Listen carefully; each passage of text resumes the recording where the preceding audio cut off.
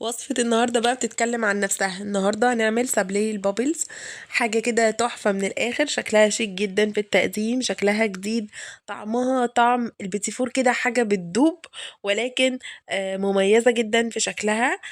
زي ما انتم شايفين كده اهوت، وحاجة بقى سهلة ما اقولكوش، ما فيهاش اي تفاصيل كتير تخليها تفشل معاكي. يعني لو اول مرة بتعملي اصناف الحلويات وحلويات العيد، ده هيكون اول صنف معاكي.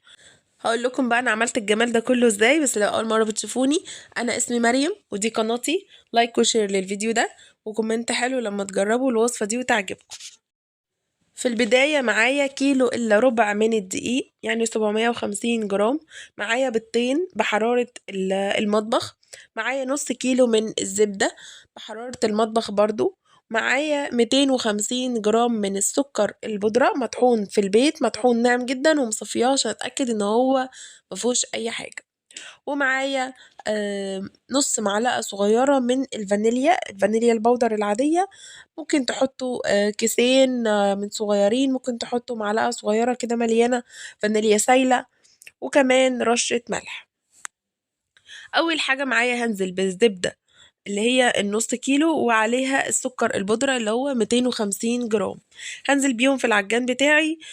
طبعا ممكن تستخدموا العجان اللي زي كده، وتستخدموا الكف اللي هو السلك ده، او تستخدموا مضرب الكهرباء او المضرب السلك حتى كمان ينفع، بس هياخد منكم ضرب شوية. طبعا مضرب الكهرباء بيسهل كتير قوي. مضرب الكهرباء هتحطوا الزبدة برضو مع السكر وتفضلوا تضربوا فيها. دلوقتي بصوا انا هوريكم شكلها عامل ازاي، وهوريكم انا هوصل بيها لحد ما يبقى لونها عامل ازاي. ده لونها، شايفين عامل ازاي؟ ده كده لونها. هقول لكم بقى اللون والقوام اللي انا عايزة اوصل له. حطيت هنا البيضتين في طبق صغير عشان اتاكد ان هما البيضتين سلام ما فيهمش اي حاجه. وهوريكم بصوا، ده بعد ما سبتها تتضرب كويس جدا. شايفين لونها عامل ازاي؟ اختلف تماما تماما. هو ده ايه اللون والقوام اللي احنا محتاجينه. هحط بقى نص معلقة صغيرة حلوة كده على البيض بتاعي، وهبتدي انزل بالبيض بتاعي. دي الفانيليا بتاعتي، طبعا تقدروا تستخدموا الاكياس العادية عادي جدا.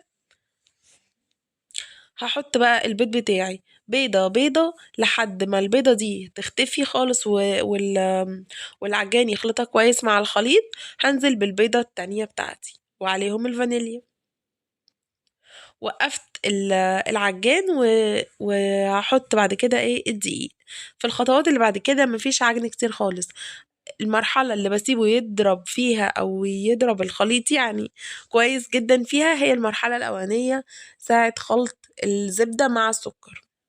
بعد كده خلاص مفيش خلط كتير، يا دوبك المكون يختفي هوقف على طول العجان. هقلب الدقيق. أول مرحلة هقلبه بالراحة خالص خالص علشان الدقيق ما يعفرش المطبخ جامد قوي. كمان البيكنج باودر ما بحطوش خالص في البيتي فور او السابليه بتاع النهارده ده. انا النهارده مكوناتي ما فيهاش بيكنج باودر. هخلط الدقيق كويس وهوقف العجان، بس ممكن اساعده كده اجيب من الاجناب.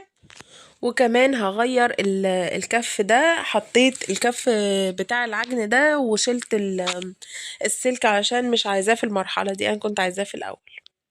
وبس كده بقى الخليط بتاعي جاهز. مش بيلزق في الايد خالص. خليط السابليه بتاعي النهارده مش بيلزق في الايد نهائي. طب لو لقيته بيلزق في الايد ممكن اضيف معلقه واحده بس من الدقيق، معلقه فقط هتظبط القوام ان شاء الله. النهارده بقى هشكله ازاي؟ هشكله على صور كور كده صغنططه خالص، وهحطهم جنب بعض لازقين في بعض، مش جنب بعض في ما بينهم مسافه، لا لازقين في بعض. وبالنظر كده هحاول ان انا كل كورة تكون قد التانية بالنظر. مش محتاجة وزن، مش محتاجة معلقة معيارية اخد بيها، لا هو يدوبك كده بالوزن او بالنظر. آم، هقدر يعني ان الكور كلها قد بعض. هبتدي ان انا ارص 4 كور او 3 كور كده جنب بعض. وبعد كده هدخلهم الفرن. الفرن سخن، هو دلوقتي اوريدي هو شغال على 180.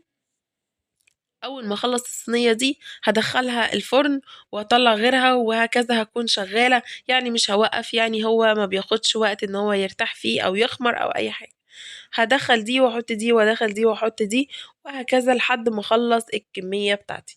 بُصّوا بقى شكله عامل إزاي، أنا مش هادوس عليها ولا هاضغط عليها ولا هاخلّيها مبطّطة كده، لا، لا، لأ، هي أول ما هتدخل الفرن شكلها هيتضبّط كده مع نَفْسها وكلّهم هيبقوا شكلهم متناسق جدًا.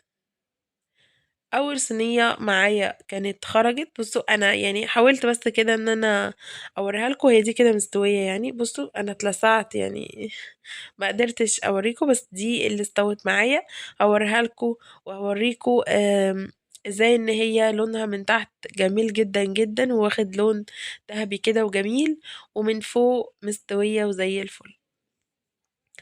طريقة تانية للتشكيل بتاع الbubbles معايا ممكن أفرد حتّة كده من العجين على كيس بلاستيك أو ورق زبدة وهافردها كويس وبعد كده هاقطّعها بالقطّاعات. هافردها سُمك قد إيه، ما يبقاش رفيع خالص، يعني الصابليه المفروض إن هو بيكون تخين نوعًا ما، لإنه ممكن نحشيه من النُص، طبعًا طعمه مش عايزينه مقرمش كده بزيادة، لأ إحنا ده طعمه دايب كده، طعمه جميل جدًا، يعني من برّه تحسّيه ناشف شوية أو ماسك نَفْسه شوية، بس من جوّه بيدوب. فردت كده قطعة من العجين وبعد كده بأي قطّاعات بقى أنتم حابينها، أقطّع على شكل نجوم، على شكل قلب، على شكل أي حاجة في الدنيا ممكن تقطّعوها. وهترصوا في الصينية الصينية دي وكل صينية مش بتكون مدهونة معايا أي حاجة، يعني أنا مش بادهن الصواني بتاعة الصابليه بتاع النهارده ولا البيتي فور ولا الكحك ولا أي حاجة من حلويات العيد، مش بادهنها مادة دهنية، مش باحط سمنة ولا زيت ولا أي حاجة. أرص بقى النجوم جنب بعضها مش لازقين في بعض ومش ما بينهم فراغات كبيرة لأن هي ما فيهاش بيكنج باودر، ما فيهاش خميرة، يعني مش هتتساب تخمر أول لما تدخل الفرن حجمها هيزيد ويلزقوا في بعض، لأ هي زي ما هتخرج زي ما هتدخل سوري زي ما هتخرج تقريبا. في ما بينهم لسه فواصل وشكلهم متناسق وجميل جدًا. بُصّوا بقى هي مش بتلزق إزاي، حبيت بس أورّيكم إن هي مش لازقة خالص. دول كده اللي لسه طالعين برضه يعني من شوية، بُصّوا عاملة إزاي، شكلها جميل إزاي ومتناسقة ولونها حلو أوي، أوي، أوي يعني. هارصهم بقى في صينية على بعض لحد ما أخلّص الكمية بتاعتي. وهنا دي برضه صينية كانت استوت، شايفين لونها بقى عامل إزاي، جميل أوي بجد. ودي النجوم والقلوب اللي إحنا سويناها مع بعض، وهنا كل ما صينية تخرج بافضّيها وباحطهم على بعض. طبعًا وهي سخنة مش هاشيلهم خالص ولا ألمسهم حتى علشان الكور ممكن تنفصل على بعضها تنفصل سوري من بعضها، وده سهل جدًا يحصل وهي طرية أو لسه سخنة يعني، فباسيبها تبرد براحتها بعد كده بانقلهم على بعض. أي حاجة بقى للتزيين شوفوا عايزين تزينوها بإيه، مش عايزين تسيبوها كده برضه هي شكلها جميل جدًا. أنا سيّحت شوكولاتة على حمام مَيّة و جِبت اللي هو اللولي بتاع الغريبة ده، وكمان فستق ممكن مكسرات أي نوع مكسرات أنتم حابينه، ممكن جوزة الهند، ممكن تسيبوها كده، ممكن تحطوا عليها chocolate بس خام كده زي ما أنا باعمل وتسيبوها. بُصّوا هنا حبيت إن أنا أغطّسها كلّها، بس وأنا باصفّي الشوكولات منها فاتكسرت منّي، لإن هي دايبة باقول لكم دايبة كده مش مستحملة يعني، فاتكسرت منّي فخلاص أنا مش هاستعمل الشوكة تاني ولا هافضل أخبّط فيها كده، فأنا هانزّل واحدة، واحدة في الشوكولاتة الخام المتسيّحة على حمّام مَيّة وعليها كمان 3، 4 معالق من الزيت علشان يضبطوا قوامها وكمان يدّوها لمعة حلوة أوي. هاخلّص بقى كمية الbubbles بتاعتي وابتدي إن أنا أحط سواء الsprinkle أو اللولي الsilver ده أو فستق بندق يعني as you like اللي أنتم عايزين تزينوا بيه اعملوه. بعد كده بعد ما الشوكولاتة دي تنشف ممكن تمشوا عليها تاني بخيوط كده، يعني بطرف الشوكة تمشوا خيوط كده زي ما أنا عملت في الآخر. مشيت خيوط كده شوكولاتة بعد ما زينتها ونشفت، مشيت عليها بخيوط من الشوكولاتة. طبعًا هتطلعوها على ورق زبدة لحد ما تنشف وتتماسك الشوكولاتة عليها، عشان ما تبهدلش الطباق اللي إحنا هنحطها فيها. وادي القلب والنجمة حطيت نصها في الشوكولاتة، وأما بتطلع باخبطها كده شوية بس بانزل الزيادة، بعد كده باحطها على ورقة الزبدة.